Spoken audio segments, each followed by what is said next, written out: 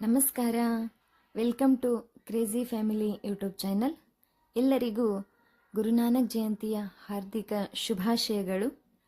ಇದು ಬೀದರ್ನಲ್ಲಿರ್ತಕ್ಕಂಥ ಸಿಖ್ಖರ ಪವಿತ್ರವಾದ ಸ್ಥಳ ನಾನಕ್ ಝಿರಾ ಎನ್ನುವ ಹೆಸರಿನಿಂದ ಪ್ರಸಿದ್ಧವಾದಂತಹ ಈ ಗುರುದ್ವಾರವು ಶ್ರೀ ಗುರು ನಾನಕ್ ದೇವ್ಜಿ, ಶ್ರೀ ಗುರು ಹರ್ ಗೋವಿಂದ್ ಸಾಹೇಬ್ ಜಿ ಮತ್ತು ಗುರು ತೇಗ್ ಬಹದ್ದೂರ್ ಜಿ ಅವರ ಆಗಮನದಿಂದ ಈ ಸ್ಥಳ ಪವಿತ್ರ ಸ್ಥಳವಾಗಿ ಮಾರ್ಪಟ್ಟಿದೆ.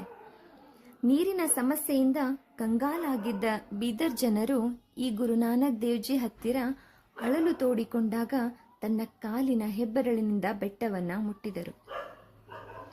ಈ ಬೆಟ್ಟದ ತುದಿಯಿಂದ ಸಿಹಿ ನೀರಿನ ಕಾರಂಜಿ ಹರಿಯಿತು. ಈ ಸ್ಥಳವನ್ನು ನಾನಕ್ ಝಿರಾ ಎಂದು ಮರುನಾಮಕರಣ ಮಾಡಲಾಯಿತು.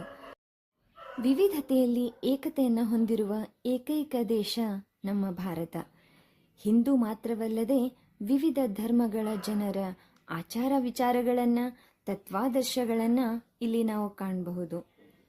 ಒಬ್ಬ ದಾರ್ಶನಿಕ, ಸಮಾಜ ಸುಧಾರಕ, ವಿಶ್ವಬಂಧು ಗುರುನಾನಕರ ತತ್ವಾದರ್ಶಗಳನ್ನು ಪಾಲಿಸುವ ಕರ್ನಾಟಕದ ಐತಿಹಾಸಿಕ ಕ್ಷೇತ್ರವಿದು.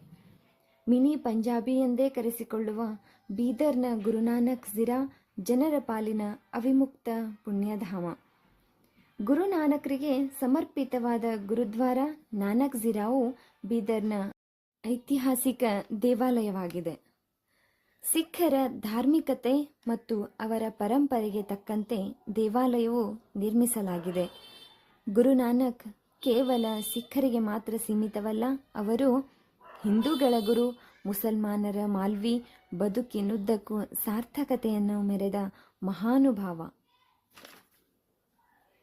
ವಿಶೇಷವಾಗಿ ಗುರುನಾನಕರ ಜಯಂತಿ ಸಮಯದಲ್ಲಿ ಅನೇಕ ಭಕ್ತರು ನಾನಕ್ ಝಿರಾ ಬೀದರ್ ಗುರುದ್ವಾರಕ್ಕೆ ಆಗಮಿಸುತ್ತಾರೆ. ನೀವು ಒಮ್ಮೆ ಬಿಡುವು ಮಾಡಿಕೊಂಡು ನಿಮ್ಮ ಕುಟುಂಬ ಸಮೇತವಾಗಿ ಬೀದರ್ನ ಈ ಪ್ರಸಿದ್ಧ ಸ್ಥಳಕ್ಕೆ ಭೇಟಿ ಕೊಡಿ. ಈ ವರ್ಷ 2025 ಗುರುದ್ವಾರ ಜಯಂತಿಯು 556ನೇ ಜನ್ಮ ವಾರ್ಷಿಕೋತ್ಸವವಾಗಿದೆ. ಇದು ಸಿಖ್ ಧರ್ಮದ ಸಂಸ್ಥಾಪಕರಾದ ಗುರು ನಾನಕ್ ದೇವ್ಜಿ ಅವರ ಜನ್ಮದಿನ.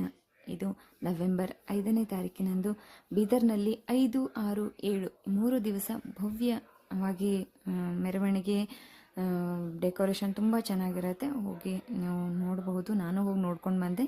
ನೀವು ಒಮ್ಮೆ ಬಿಡುವು ಮಾಡಿಕೊಂಡು ನಿಮ್ಮ ಕುಟುಂಬದ ಸಮೇತವಾಗಿ ಬೀದರ್ನ ಈ ಪ್ರಸಿದ್ಧ ಸ್ಥಳಕ್ಕೆ ಭೇಟಿ ಕೊಡಿ, ಕಣ್ತುಂಬಿಕೊಂಡು ಪುನೀತರಾಗಿ ಅಂತ ಹೇಳ್ತಾ ಎಲ್ಲರಿಗೂ ಮತ್ತೊಮ್ಮೆ ಮಗದೊಮ್ಮೆ ಗುರುನಾನಕ್ ಜಯಂತಿಯ ಹಾರ್ದಿಕ ಶುಭಾಶಯಗಳು.